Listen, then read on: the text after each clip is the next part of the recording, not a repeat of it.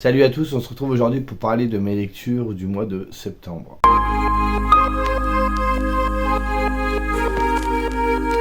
Alors, un mois de septembre qui a été plutôt compliqué de mon côté, je ne sais pas vous, mais moi ça a été un petit peu dur. Je vous avais dit qu'au mois de juillet ça avait été compliqué pour moi, mais bon, j'avais trouvé la cause de mon souci, et ce mois-ci ça a encore été la même, parce que vous allez voir que c'est pas un bilan très folichon, j'ai eu beaucoup de déceptions. Et du coup, vous connaissez bien comment ça marche, hein. Déception plus déception plus déception égale plus envie de lire. C'est un peu ce que ça a été. Donc j'ai un peu ralenti le rythme aussi de mon côté. Puisque comme je vous avais dit, je lisais trop. Je lisais mal quelque part. Je me forçais à lire beaucoup et au final, c'était pas vraiment mon profil de lecteur à moi. Ce rythme de lecture ne me convenait pas, voilà, cherchez mes mots. Et du coup, j'ai un petit peu ralenti le rythme, mais bon, j'ai eu des mauvais choix de lecture, pas d'autres mots, hein, et des lectures qui ne me convenaient pas. Mais bref, il y a quand même eu de chouettes découvertes aussi. Donc, on commence tout de suite. Tout d'abord, j'ai enfin lu, parce que je vous avais parlé il y a un petit moment du premier titre que je découvrais de l'auteur. Et depuis, voilà, c'est chose faite, j'en ai lu un deuxième. Ça confirme ce que j'apprécie chez ce mangaka. Oui, on va parler manga. Et je suis ravi de vous en parler aujourd'hui. Donc c'est Jiro Taniguchi avec Quartier Lointain chez Casterman. Alors moi j'ai cette version, il en existe une autre dans la collection Écriture, toujours chez Casterman. Mais j'aime beaucoup celle-ci. Donc un petit hardback, donc j'ai découvert à la lecture que... Voilà, il y a eu un petit coup de cutter, donc j'étais un peu deg. Taniguchi, qu'est-ce que vous voulez que je vous dise ? C'est poétique, c'est fabuleux. Si vous êtes si vous aimez les lectures, on va dire contemporaines avec une petite touche de fantastique, pas vraiment contemporaine, mais qui s'inscrit dans une certaine réalité, parce que le manga c'est ouvert aussi sur l'imaginaire, enfin c'est ouvert sur plein de choses. Faut pas croire que le manga c'est que pour les ados, parce que c'est pas vrai. Ici on est face à une œuvre adulte, un adolescent n'y trouvera pas son intérêt, et c'est tout simplement magnifique. Donc ici on suit, alors attendez parce que je sais même plus comment s'appelle le personnage, c'est formidable. Donc on va découvrir Hiroshi, un homme mûr, hein, qui a une quarantaine d'années, je sais plus 48 ou quelque chose comme ça, qui est bien installé dans sa vie, qui a un travail, qui est marié, qui a 2 enfants.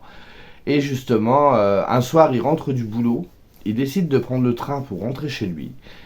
Et sans s'en rendre compte, en fait, il prend le train qui va le mener à la ville de son enfance. Arrivé sur place, il se rend compte de son étourderie, hein. Du coup, il décide d'aller au cimetière pour aller se recueillir sur la tombe de sa mère. Et il a comme une absence. Et quand il se réveille, il se retrouve dans son corps, quand il avait 14 ans. Du coup, il ne sait pas trop ce qui lui arrive. Et en retournant à la ville, il se rend compte qu'il est retourné dans la ville, dans le passé en fait, dans sa ville d'avant, d'autrefois. Et il se retrouve dans le passé, donc enfermé dans le corps qu'il avait quand il était étudiant à 14 ans. Donc la petite touche de fantastique va juste résider ici. Je trouve que c'était d'une beauté. On retrouve les thématiques que j'avais trouvées déjà. Alors je peux pas faire non plus une analyse sur toute l'œuvre de l'auteur parce que je suis loin d'avoir tout lu, hein, c'est que le deuxième titre que je lis. Mais on trouve la thématique de la famille, la thématique de la nostalgie, de la jeunesse. C'est vraiment commun à Un ciel radieux dont je vous avais déjà parlé. Le trait du manga, alors déjà c'est dans le sens français, parce que vous savez qu'un manga on commence par la fin, on revient sur le début, dans le sens de lecture japonais. Et ici c'est dans le sens de lecture européen quoi. Le dessin, on est dans du manga, mais je trouve qu'on n'est pas dans ce qu'on peut voir de façon classique dans le manga. Vous avez quelques pages couleurs au début. Vous voyez, le dessin n'est pas le même, mais les planches sont vraiment jolies. J'aime beaucoup le détail dans les visages. Ça reste même... c'est limite, on se demande si on n'est pas trop dans quelque chose qui nous est plus commun au niveau du dessin, parce que le manga, il y a vraiment quelque chose qui peut être un peu différent de ce qu'on voit dans les BD franco-belges. Le détail aussi au niveau des décors que je trouve absolument sublime. C'était beau, il se passe pas énormément de choses, je dirais qu'on est, alors j'aime pas ce terme-là, mais bon, je pense que ça peut vous aider à y voir un peu plus clair, mais dans une espèce de roman tranche de vie, où on va suivre le héros qui va redécouvrir son passé, Et du coup, on va le suivre au quotidien. On pourrait penser comme ça que ça va être ennuyant, alors que pas du tout. Il y a un petit mystère qui va s'immiscer au cours du récit et qui va un peu amener un certain attrait addictif à vouloir tourner les pages. Mais c'était d'une beauté. La fibre nostalgique est vraiment présente. Hiroshi, du coup, en retournant dans le passé, bah, il va retourner à la maison de ses parents. Et là, il va retomber sur, par exemple, sa grand-mère qui malheureusement, dans le temps présent, n'est plus là. Et du coup, moi, ça m'a beaucoup ému parce que je me dis, bah, qui n'a pas rêvé au moins une fois dans sa vie de se dire qu'est-ce que j'aimerais retourner dans le passé et retrouver des personnes qui sont disparues, qui sont plus là aujourd'hui, et pouvoir les revoir une fois, pouvoir rediscuter avec eux. Et du coup, il nous rend un peu nostalgique à travers le personnage d'Hiroshi d'un temps qu'on a connu et qui n'est plus. Par rapport à soi également, hein, parce que quand on était ado, on n'avait pas la même vision des choses. C'était un peu plus léger. Quand on passe à notre vie d'adulte, ben, on n'a plus les mêmes priorités, on a beaucoup plus de responsabilités. Donc il va redécouvrir tout ça et j'ai trouvé ça super intéressant de mettre une personne d'âge mûr dans son corps d'adolescent et dans le contexte de sa jeunesse. Donc à travers, comme je vous dis, les personnes disparues, les revoir, je trouve que c'est beau, quoi. C'est très émouvant et il arrive à nous rendre nostalgiques de ça. D'ailleurs, c'est ce qui est dit derrière. Donc Jaco van Dormael, un cinéaste qui dit comme rarement en bande dessinée, Quartier lointain est une expérience de vie. Taniguchi nous ouvre la porte du Japon d'après-guerre et moderne. Il nous livre une enfance que nous n'avons pas vécue et dont pourtant il nous rend nostalgiques. Il nous donne la plus belle impression qu'on puisse connaître en lisant, celle d'avoir vécu. Et c'est tout à fait ça. Il y a vraiment très vite, il arrive avec talent à nous rendre nostalgiques de quelque chose qu'on n'a pas connu, mais qu'on aimerait connaître. Donc on se dit, il a quand même cette chance. Donc à travers l'histoire de ce qu'il va nous narrer, mais également à travers les dessins, je trouve qu'il a une façon d'amener, alors je suis pas un expert en bande dessinée, hein, mais je trouve qu'il a une façon de figer les choses. L'angle qu'il va prendre dans ses dessins, dans sa trame, je trouve que ça rend tout très vivant, il arrive à capturer des instants comme s'il prenait des photos, je sais pas, bon pas tout le temps, mais je sais pas, il arrive à capter les choses vraiment très bien, je trouve que c'est... Puis je trouve ça beau, je trouve ça mais vraiment... magnifique. Vous voyez, par exemple, il va capter un instant, il va vous montrer la lune. Et bon, là, c'est quand il va retourner dans le passé, mais ouais, il arrive à amener quelque chose qui va solidifier l'histoire et qui va justement jouer sur l'émotion qu'on va ressentir. Jamais on s'ennuie. Jamais. Du début à la fin, il y a toujours ce truc, même si on suit bêtement, il n'y aura pas des rebondissements de ouf. Mais on va suivre ce quotidien, on va redécouvrir les choses avec lui. Ouais, je me trompe déjà, je vous dis redécouvrir les choses alors qu'on va juste les découvrir, c'est lui qui les redécouvre. Il y a aussi ce fait d'un adulte qui va se retrouver donc dans le corps de cet adolescent et qui va redécouvrir son enfance, sa jeunesse d'un œil neuf. Donc du coup, l'analyse qu'il va avoir des choses sera pas la même. Si moi aujourd'hui, à mon âge, je retournais dans ma jeunesse, il y a des trucs que j'ai fait à l'époque que je trouverais complètement ridicules. Et même le comportement de certaines personnes, peut-être que je les ressentirais pas de la même façon, je les vivrais pas pareil, je les percevrais pas pareil, et je les ressentirais différemment parce qu'il y a l'expérience derrière. Et du coup, le personnage a une certaine sagesse là quand il va revivre les choses. Il va être interpellé par des membres de sa famille qui vont lui dire bah t'es pas comme d'habitude. Vous voyez, je trouve ça très intéressant. Il va pouvoir du coup revoir les personnes disparues. Je me répète, hein, je radote un peu, je deviens vieux. Franchement, une très belle histoire. J'avais beaucoup aimé Un ciel radieux qui était dans les mêmes thématiques, mais l'histoire n'était pas la même. Mais je trouve que là, c'est encore différent. Alors, il est assez gros, hein. Moi, je l'ai lu en une soirée. Mais vous avez malgré tout du mal à décrocher quand vous le lisez. On va aborder aussi des éléments historiques. Au niveau de la famille, on va découvrir certaines choses. À quel point ses parents s'aiment, à quel point ils se soutiennent, puisque son père a une petite entreprise et il est en déplacement régulièrement. Et sa mère reste à la maison pour s'en occuper. Sa grand-mère aide aussi à cette entreprise familiale. Enfin, on va découvrir tout avec son œil d'adulte. Et du coup, il va tout remettre en perspective. Et comme il connaît déjà son futur, dans ses choix à ce moment-là, il se pose certaines questions. Est-ce que j'ai bien fait de faire ça? Donc il y a toute une remise en cause aussi. C'était vraiment, vraiment... Alors j'ai pas eu un coup de cœur, hein, j'en ai... Pourquoi, j'en sais rien. Mais j'ai vraiment passé un excellent moment. Et tant mieux parce que après vous allez voir, les choses vont commencer à se gâter.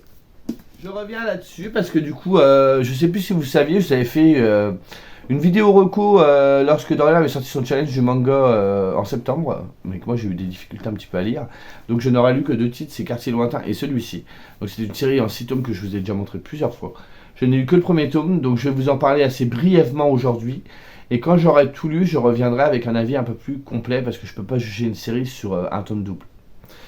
Donc ici, on va suivre Eijiro Sato, qui est un jeune interne qui vient d'arriver à l'hôpital. Alors le système hospitalier n'est pas le même que chez nous. Donc ben en gros, pour vous la faire courte, le jeune interne va avoir un petit boulot. À un moment, je crois qu'il va travailler dans les urgences, parce que c'est pareil, je l'ai lu il y a un petit moment. Et après, il va être dans le service de cardiologie. Je crois que c'est cardiologie, hein. Il va découvrir, voilà, les urgences, ça va être au taquet, c'est tout le temps, faut y aller, faut y aller, faut y aller. Il va avoir une certaine responsabilité, il va se retrouver face à des choix. L'auteur derrière, donc, oui, je vous ai même pas dit, donc c'est Give My Regards to Blackjack, c'est chez Naban Edition de Shuo Sato. Je fais tout à l'envers aujourd'hui. Et du coup, derrière ça, Eijiro, je reprends du coup, va découvrir que ben, entre la vision qu'il a du métier qu'il veut faire, sauver des vies, et quand tu te retrouves dans le système et que tu as ta hiérarchie au-dessus, c'est 2 poids, 2 mesures. Il y a quand même... Donc là, c'est spécifique au Japon. Je ne sais pas comment ça se passe chez nous exactement. On va tout nous expliquer. Franchement, c'est vraiment bien amené. Il y a vraiment une pédagogie au niveau du mangaka qui nous explique très bien les choses. Et il faut avoir une santé de fer et puis un moral d'acier parce que c'est loin d'être évident. Et qu'il y a quand même une grande histoire de pognon. Pour vous donner un exemple, à un moment, du coup, Eijiro veut aider un homme qui est très malade. Et on lui dit, alors je caricature, hein, je vais vraiment vous résumer le truc, on lui dit, bah écoute, ça sert à rien de soigner parce que de toute façon, tôt ou tard, il va revenir et il va mourir, donc on va dépenser des sous pour rien, autant qu'il meure tout de suite. En gros, c'est ça. Donc lui, il est complètement frustré, énervé, en colère, entre la vision qu'il a de se dire que tu es là pour être altruiste, tu es là pour aider les autres, pour aimer l'autre et le sauver. C'est quand même un métier honorable, chirurgien. Et il se retrouve face à des gens qui sont blasés, qui pensent qu'au fric. Et il est complètement bouleversé face à ça. Il va vouloir se révolter. Il y a des moments, on va le laisser faire des trucs en lui disant bah, s'il n'y arrive pas, il fera une erreur, c'est pas grave. Hein. La personne, elle meurt, on passera à la suivante. Il y a vraiment cette idée où on n'a pas l'empathie de soigner des gens malades, mais c'est juste, bah, on fait son boulot, quoi. Comme tu vas aller, je sais pas, vendre une baguette de pain, quoi. Enfin, c'est un exemple, ou vendre autre chose, mais travailler en supérette et ranger des produits en rayon. Les gens, les patients, ben, on les voit comme plus ou moins des objets, quoi. Et il y a tout cet aspect financier derrière, et c'est assez dur à lire parce qu'il y a quand même des propos, waouh, c'est pas évident. Ici, on est dans quelque chose de très réaliste, ben, c'est comme, c'est du manga adulte, hein, c'est comme là. Hein. Vous aurez vraiment les opérations. Je sais pas après si le mangaka a vraiment vécu, a vraiment travaillé vis-à-vis du système médical. Je ne sais pas du tout. J'ai pas regardé pour tout vous dire. Si vous voulez, voilà, les images sont plutôt jolies. Hein. Moi, j'aime beaucoup le graphisme. Je vais vous montrer une autre page. Bon, il y a certains personnages qui ont un peu une tête bizarre. Lui, il a un peu une tête bizarre. Mais voilà, il va falloir qu'entre ceux qui fantasmaient sur ce métier qu'il veut faire et la réalité, il y a un gouffre et il va falloir qu'ils s'endurcissent. Bon, je n'ai lu que le premier. Il faut que j'essaye de lire les autres. C'est quand même des petites briquettes à chaque fois. C'est plein d'émotions. C'est très dur, franchement. Il y a des trucs. Je crois que ça avait fait du bruit au Japon suite à ça. Parce qu'il y a vraiment une dénonciation du mangaka. Par rapport à ce système japonais. Je ne saurais pas vous réexpliquer, je sais qu'il y a une histoire de fric, tout est expliqué dedans, mais je l'ai lu déjà il y a longtemps, il y a plus d'un mois, donc j'aurais du mal à vous réexpliquer en détail, mais tout est expliqué. Franchement, très bonne série qui commence très bien. Je reviendrai quand j'aurai tout lu pour vous en reparler mieux, mais c'était vraiment sympa, c'était juste pour faire un clin d'œil et vous dire que je l'avais lu. Et que je n'avais lu que ça du challenge à Dorian, qui est, franchement, j'ai tout raté, dirons-nous. Ensuite, on va passer à des choses un petit peu plus compliquées concernant les lectures. Tout d'abord, j'ai découvert Les Ravissantes de Romain Puertolas chez Albin Michel. Un livre que j'avais dans ma palle depuis un moment. C'est un thriller que j'avais acheté neuf. Donc j'ai dit, Laurent, ne fais pas la bêtise de d'habitude, lis-le avant qu'il sorte en poche. Parce que ça fait suer quand tu achètes un livre grand format qui sort en poche et que tu vois qu'il est toujours dans ta palle. Comme l'ami imaginaire de Stephen Chbosky, je vous ai montré il n'y a pas longtemps. Chbosky. Jvosquet, et qui est sorti en poche depuis au moins 2 ans et que je n'ai toujours pas lu en grand format. Bref, ici la phrase d'accroche, c'est « Que s'est-il réellement passé en mars 1976 dans la petite ville de Saint-Sauveur en Arizona ?» Donc, je vais faire simple, encore une fois, il y a des adolescents qui disparaissent. Il y a une secte qui s'est installée parce qu'il y a un espèce de gourou qui dit qu'il est un peu la réincarnation de Jésus, qui vont s'installer du coup dans un espèce de camp Peace and Love tout près de la ville de Saint-Sauveur. Et également, il y a des gens qui voient des ovnis dans le ciel. Qu'est-ce qui relie ces 3 éléments? C'est ce qu'on va découvrir en lisant ce petit livre, et je n'ai pas adhéré du tout. Mais vraiment du tout. J'ai lu 2 chapitres, très vite je me suis rendu compte que c'était pas pour moi. Encore une fois, Laurent s'est forcé parce que j'ai acheté le livre et ça m'ennuie moi de laisser un livre que j'ai payé. Alors quand c'est un poche d'occasion, je m'en fous, mais quand c'est un grand format et que tu l'as payé neuf, moi je peux pas lire 3 chapitres et dire vas-y je l'abandonne. J'ai quand même payé 20 balles. Non, moi ça m'ennuie, donc j'ai envie de le lire jusqu'au bout. Et franchement ça ne l'a pas fait, mais du tout. Sur la plume de Romain Puertolas, ça se lit très très bien, il n'y a pas de souci. Mais l'histoire, ouais. Alors on nous la présente d'une certaine façon. Au début, vous avez un journaliste qui interroge une certaine personne, je vous dis pas qui, en prison. Donc ça se passe après les événements. Et la personne lui dit, écoutez, je vais tout vous raconter. Donc on va revenir dans le passé. Donc chaque chapitre va être annoté, vous savez, le mois, l'année, tout ça. Mais c'est pas du tout comme si la personne nous narrait la chose avec le je, vous voyez, il s'est passé ça, j'ai fait ci, j'ai fait ça. Et c'est pas du tout ça, ça part sur un récit qui est raconté à la 3e personne, on va suivre plusieurs points de vue, donc s'il n'y avait pas eu le début avec cette histoire de je vais vous raconter, en fait l'histoire se déroule de façon classique, on va suivre les parents des jeunes qui ont été enlevés, on va suivre le point de vue du gourou, on va suivre le point de vue du flic qui mène l'enquête, ça m'a un petit peu interloqué. Le shérif, j'ai pas été du tout fan, alors j'ai peut-être un peu dur dans ce que je vais dire, mais encore une fois, je le répète, ce n'est que mon avis, c'est pas parce que moi je n'ai pas aimé que vous n'aimerez pas, c'est vraiment personnel, mais je trouvais que le shérif c'était un train de savate, t'as l'impression qu'il avance pas, il doit chercher les gosses, mais il cherche pas plus que ça, enfin c'est le sentiment que j'en ai eu. Je voyais pas où l'auteur voulait aller, j'ai pas trop compris le délire, enfin ça m'a pas, il m'a pas emporté quoi. Et au final, quand je suis arrivé à la fin, parce que je voulais quand même savoir le fin mot, j'ai fait ah ouais, tout ça pour ça.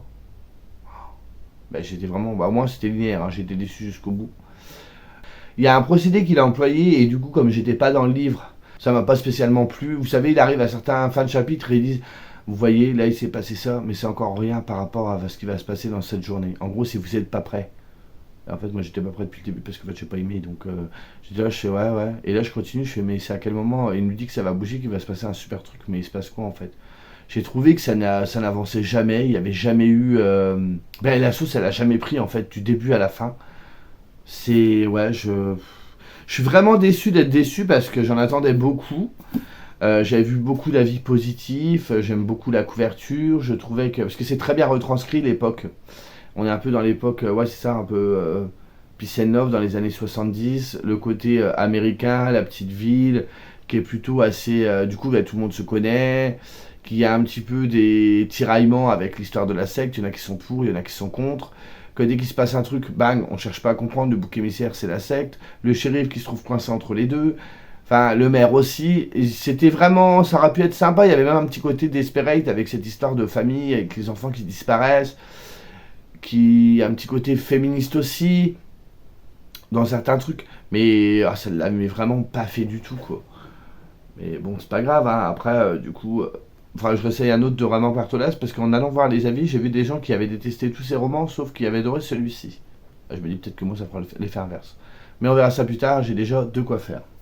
Ensuite, j'ai lu en lecture commune avec Magali, Book of Zatanov, je pense que vous commencez à la connaître, et Mylène, l'origami des songes sur Insta. Nous avons lu Mortal Song, enfin nous avons lu. Donc de Megan Crove, je sais pas comment ça se dit, aux éditions du Chat Noir, livre que j'ai dans ma palle depuis les Imaginales de 2019. Très joli d'ailleurs, hein. Il y a des petites entêtes de chapitres qui sont plutôt sympathiques. Alors si je les trouve, ça m'aiderait. Très légère, mais c'est toujours bienvenu, hein, vous voyez. Et nous avons décidé de le lire ensemble parce que voilà, on a voulu faire une lecture commune avec Mylène, et Mylène avait ce livre, moi je l'avais aussi, et Magali aussi, donc on est parti là-dessus. Donc ici on va être dans un univers japonisant, on va suivre Les kami, qui sont des esprits un petit peu de la nature, de la forêt, qui vivent dans le mont Fuji, ils ont une princesse qui s'appelle Sora. Jusqu'au moment où ils sont attaqués par des fantômes. Et là, la vérité éclate. Sora doit se sauver, parce que on connaissait plus ou moins, il y a une prophétie qui disait que tôt ou tard, le mont Fuji allait être attaqué. Donc Sora se sauve, et là, elle apprend en fait que c'est pas elle la princesse, que ses parents ne sont pas ses parents, mais qu'elle a juste été un subterfuge, entre guillemets. On savait que ça allait arriver. Donc on a échangé deux existences, celle de Sora et celle de Shio, voilà. Donc en fait, Sora, elle apprend que son existence a été un peu un subterfuge et qu'ils ont échangé avec la vraie princesse qui est Shio. Ils ont échangé leur devis. Ils ont juste échangé les bébés pour pas que forcément le côté du mal qui arrive et qui allait embarquer la princesse, il y avait quand même une roue de secours en la mettant ailleurs. Donc du coup, Sora, toute son existence est un petit peu bouleversée et elle doit retrouver Shio. Et du coup, ils ont une petite quête à mener pour sauver le mont Fuji parce que ça pourrait mener à la fin du monde. Parce que le mont Fuji, c'est les esprits de la forêt. Et si les esprits de la forêt et de la nature disparaissaient, ça entraînerait sur le long terme comme un effet boule de neige et le monde conduirait à sa perte. J'ai pas aimé. Encore une fois, j'ai pas aimé. Donc là, pour le coup, en plus, je vous chronique un livre que je n'ai pas fini. Donc mon avis est à prendre avec des pincettes. Il me restait 100 pages, mais c'était pas possible.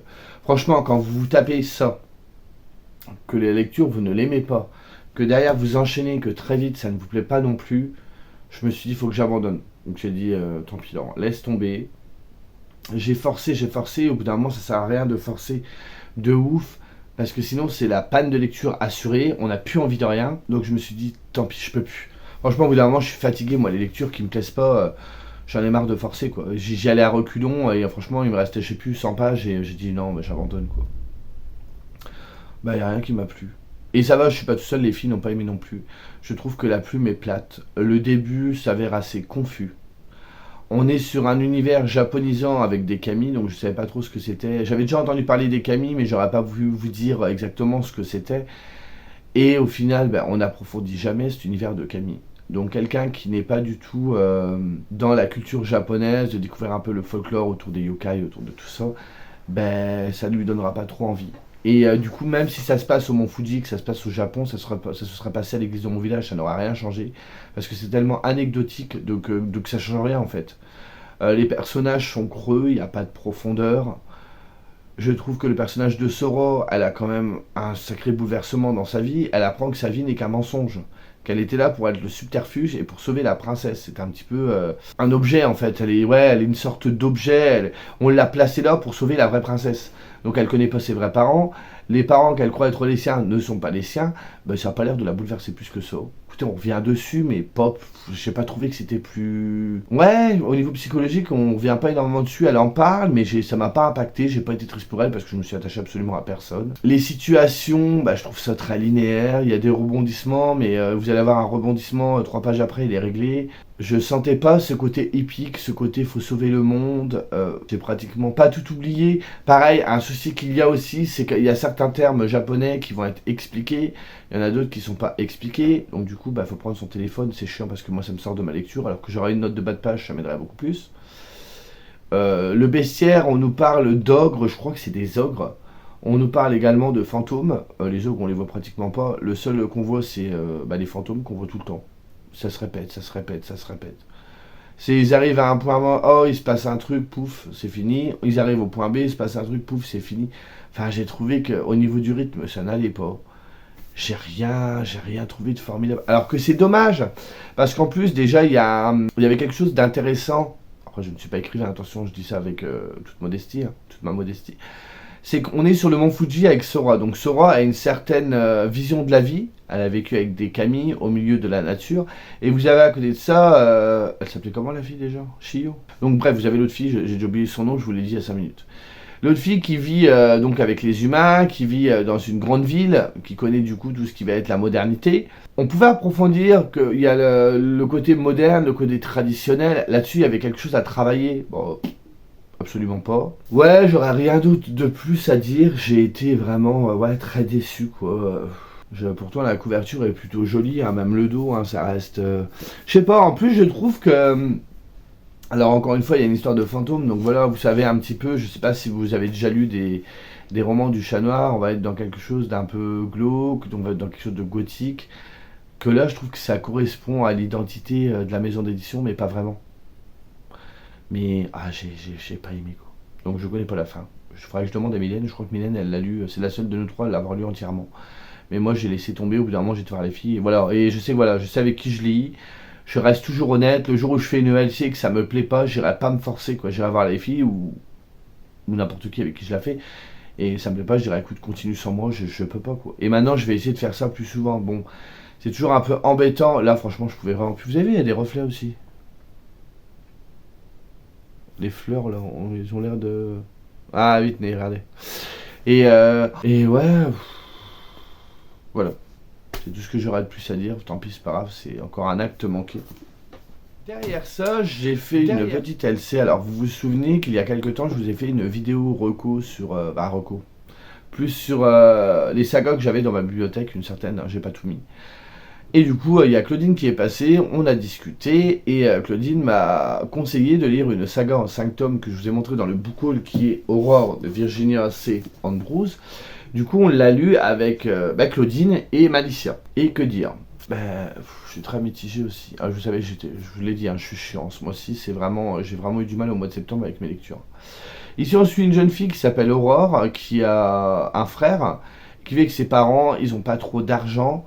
Et Aurore a toujours un petit peu tiqué sur le fait que ses parents déménagent régulièrement en pleine nuit. Elle ne sait pas pourquoi, elle a cette impression qu'ils fuient quelque chose, sans savoir quoi, et qui part toujours du jour au lendemain. Donc Aurore est pas trop fan, parce que forcément, elle n'arrive jamais vraiment à se faire d'amis à l'école, et dès qu'elle s'en fait, aussitôt ils s'en vont et ils vont ailleurs. Jusqu'au jour où sa mère tombe enceinte.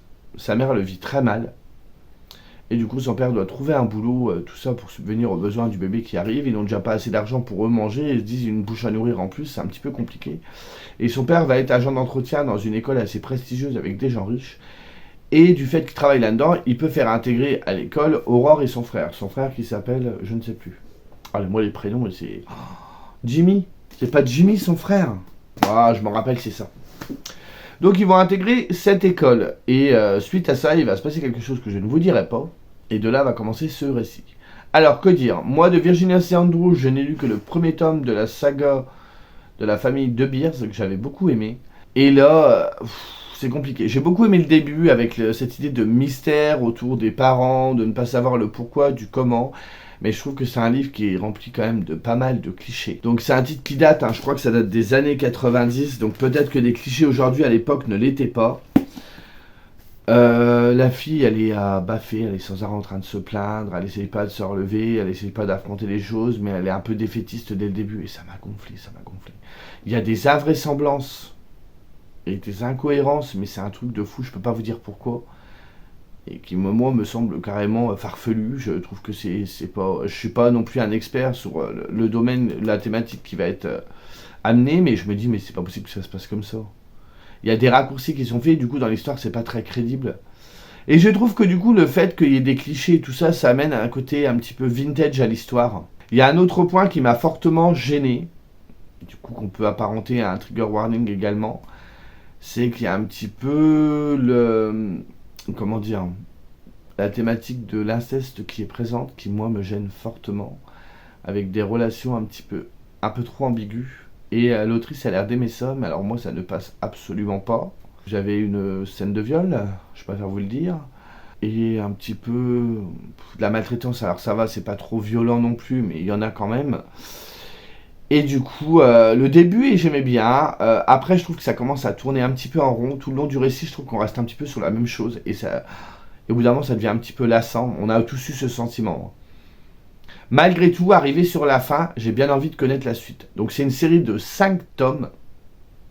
Je tenterai le tome 2, comme j'ai dit honnêtement à Claudine et Malicia. Je tenterai le tome 2. Si le tome 2 arrive à la moitié, ça ne le fait pas, j'arrête. Je chercherai pas à aller plus loin. C'est que c'est pas fait pour moi.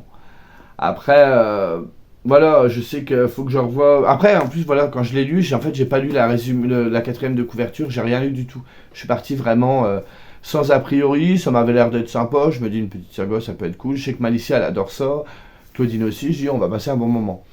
Après, ce qui est bien, c'est que voilà, la LC s'est très bien passée, on a tous été respectueux les uns envers les autres, on a accepté les critiques de chacun, on n'est pas forcément d'accord sur tout, on n'a pas forcément le même ressenti, mais c'est une lecture qui a été super agréable à faire avec les filles. Après, voilà, comme je vous dis, j'ai levé les yeux au ciel à plusieurs situations qui m'ont semblé un peu... ouais. Voilà, c'est ça que je vais dire. Ouais, ok. C'est un petit peu facile de dire ça. Ça manque de nuances. Je trouve qu'au niveau de la psychologie des personnages, on reste un petit peu sur le même truc. Les personnages, par moments, manquent un peu de profondeur. Je trouve qu'il y a des réactions d'autres personnages qui, pour moi, ne semblaient pas crédibles ou pas cohérentes. Donc, je reste très mitigé. Après, ça se lit super bien. Hein. C'est très fluide. En l'édition, vous savez, c'est les anciennes éditions hardback de François Zir. Donc, il n'y a pas de souci. On verra bien. Je verrai pour le tome 2 comment ça se passe. On part, je pense qu'à la fin du 1, on part carrément sur autre chose. Donc du coup, ça me rend curieux. C'est dommage que je puisse pas vous en dire plus parce que je vais spoiler.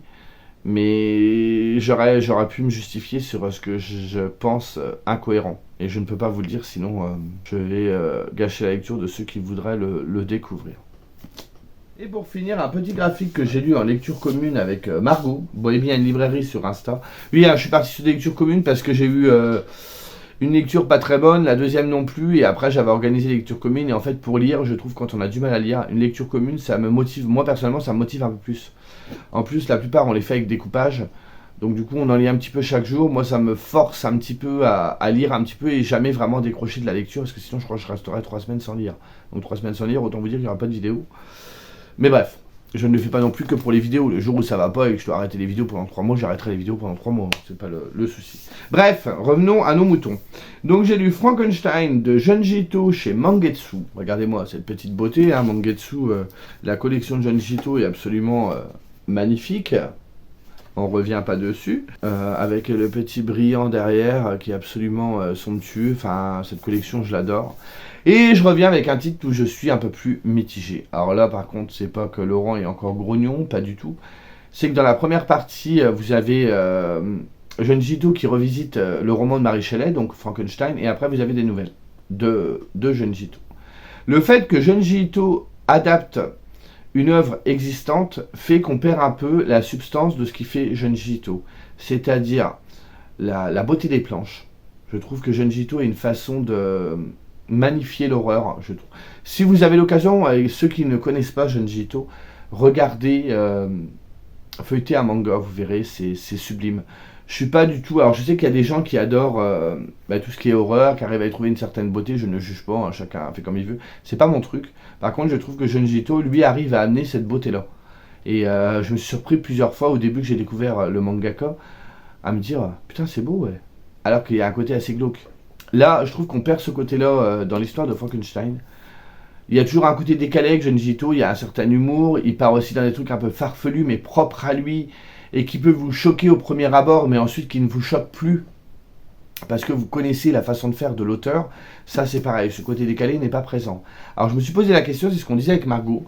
J'ai dit à Margot, est-ce que c'est le fait que Junji Ito est japonais, donc du coup il a une certaine vision des choses, et culturellement parlant, là il a quand même repris une œuvre anglaise. Donc est-ce qu'on perd pas de cette essence-là? Il y a aussi le fait qu'il interprète, qu'il illustre un roman déjà connu, donc forcément l'auteur est obligé de se mettre en retrait. Et il est juste là pour l'interpréter en image. Et du coup il n'écrit pas le scénario, donc forcément c'est pas vraiment de lui. Et la dernière chose, attention, je vais peut-être vous faire lever de votre fauteuil ou vous allez écarquiller les yeux en vous disant Laurent, t'es un hérétique. J'ai lu le roman de Mary Shelley, Frankenstein, que j'ai pas forcément plus apprécié que ça. Je pense, voilà, c'est un truc gothique et tout, il y a beaucoup de détails, c'est pas... J'ai pas été fifou dessus, je l'ai lu, c'est pas... Et l'histoire en soi de Frankenstein, même si elle relève des thématiques intéressantes, un questionnement intéressant, il y a vraiment une étude à mener derrière et qui est vraiment... il y a du fond, quoi. Je vais pas revenir là-dessus, Mary Shelley, là-dessus, je critiquerai pas, c'est une œuvre culte et tout. Malgré tout, c'est pas parce que c'est une œuvre culte qu'on n'a pas le droit de dire qu'on n'aime pas. Mais moi, Frankenstein, c'est pas une histoire que je trouve fifou, quoi. C'est pas que si je la trouve fifou, c'est que... Ça a jamais été une histoire que j'ai surkiffé. Je sais qu'il y en a plein qui adorent. Moi, non, quoi. Et du coup, quand j'ai relu la BD, je me suis rendu compte que j'aime pas trop. Oui, il y a la peur de l'inconnu, il y a le fait de la différence, il y a le fait de jouer avec la vie de quelqu'un. de le mettre au monde et qu'il n'est pas entouré d'amour, qu'il doit découvrir les choses par lui-même à travers la créature, quand le docteur Frankenstein le met au monde, vous connaissez plus ou moins l'histoire. Il y a un certain côté qui est joli, qu'il ne faut pas s'attarder sur le physique, qu'il y a autre chose derrière. Je trouve que le docteur Frankenstein est pas si gentil que ça dans le roman, mais la créature non plus, mais on arrive à rentrer en empathie avec les deux personnages. Donc c'est un destin assez tragique qui va arriver derrière, et si vous n'avez pas lu Frankenstein et que cela vous tente, allez-y. C'est assez éloigné de l'image qu'on en a aujourd'hui avec, vous savez, les boulons et le personnage qui est complètement amorphe, qu'on lui dit complètement bête, c'est pas du tout le cas. Là, c'est vraiment, ça amène une autre dimension. Moi, j'ai découvert en lisant le roman. Après, je trouve que les planches sont très dark, mais j'ai pas retrouvé la beauté de Junji Ito. Je peux vous montrer, hein. Je dis pas que c'est moche, attention, hein. Mais j'ai pas. Attends, parce que je peux vous montrer, je vais éviter de vous montrer des trucs assez glauques, hein, quand même. Mais j'ai pas retrouvé. Alors, je sais pas. C'est peut-être moi, j'ai pas retrouvé. Il y a un certain classicisme aussi, hein. Vous voyez, quand vous voyez la fille, on voit le. C'est très classique. Je pense qu'il a voulu jouer aussi avec le roman qui date. Mais ouais, je suis pas fifou là-dessus, quoi. Il arrive bien après à remontrer, j'ai vraiment retrouvé l'histoire, je sais plus, il y a un ou deux éléments qui diffèrent, mais l'histoire est vraiment proche de l'œuvre originale. Et ensuite, dans la deuxième partie, vous avez d'autres nouvelles qui se suivent parce qu'on va suivre un même personnage sur plusieurs histoires. Donc au début, ce sera une histoire un peu isolée. On va suivre Oshikiri. La première nouvelle, j'ai été un peu surpris parce que je l'avais déjà lu dans le premier ou dans le deuxième volume des chefs-d'œuvre que je vous ai présenté dernièrement. Donc je trouvais bizarre, mais en fait si, c'est logique, puisqu'après il va venir sur d'autres nouvelles avec le même personnage. Là, c'était quand même intéressant. Il y en a une autour du phénomène un petit peu de hantise. On est toujours dans l'ambiguïté, il y a toujours ce fantastique horreur et la réalité qui se confondent. Il arrive à y amener son identité à lui, que moi je trouve sympa. Je dis pas que c'est mes préférés non plus, et ensuite on va être sur une histoire, sans vous spoiler plus que ça, avec des mondes parallèles, donc avec l'histoire de double maléfique et tout, qui était vraiment intéressante. Il y a quand même des planches, encore une fois, qui nous mettent un petit peu les poils quand on les découvre. Ils jouent sur l'aspect un peu monstrueux des personnages, sur les dimensions en fait. Par exemple, vous allez être dans une toute petite pièce avec quelqu'un qui est trop grand, et il arrive à donner comment vous expliquer, une dimension un peu malaisante, et c'est vraiment intéressant. J'ai trouvé ça un peu plus prenant, et là j'ai retrouvé le Junji Ito que moi j'apprécie. Ça restera pas le recueil que je préfère, mais bon, après on peut pas tout aimer non plus d'un auteur, hein. Forcément il faut que ça parle à tous, c'est comme un recueil de nouvelles, on ne peut pas tout aimer non plus. Mais voilà, je suis content de l'avoir, je suis content de l'avoir lu.